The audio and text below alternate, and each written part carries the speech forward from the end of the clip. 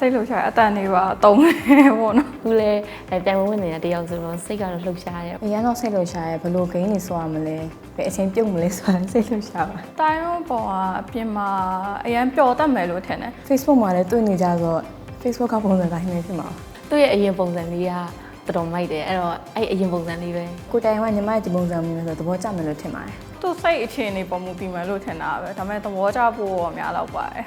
တင်လေပြောချင်တာမရှိဘူးလက်ကလေးရောကိုင်းနေဟောအဲ့လိုမျိုးဟို fan နေနဲ့လည်းအမြဲရင်းနှီးနေပါလို့အခုဒီ show မှာပါတဲ့လူတွေနဲ့လည်းနောက်ပိုင်းချစ်ခင်အမြဲအဆက်အသွယ်မပြတ်ပဲနေနိုင်အောင်ပိုကောင်းပါတယ်လို့ကိုတိုင်လုံးကိုအမြဲတမ်းဘာတွေပဲဖြစ်နေအမြဲအားပေးနေပါတယ်ရှင်တော့ fan ဂယ်လေးတယောက်အနေနဲ့ပေါ့နော်ဆက်ပြီးစူးစမ်းနေမှာအများကြီးအားပေးနေပါတယ်လို့ပြီးအခုအများကြီးစူးစမ်းရအောင်လဲမျက်မြင်ကိုယ်တွေ့ရတဲ့အတွက်အရင်လေးချီးကျူးပါတယ်လို့ပြောချင်ပါတယ်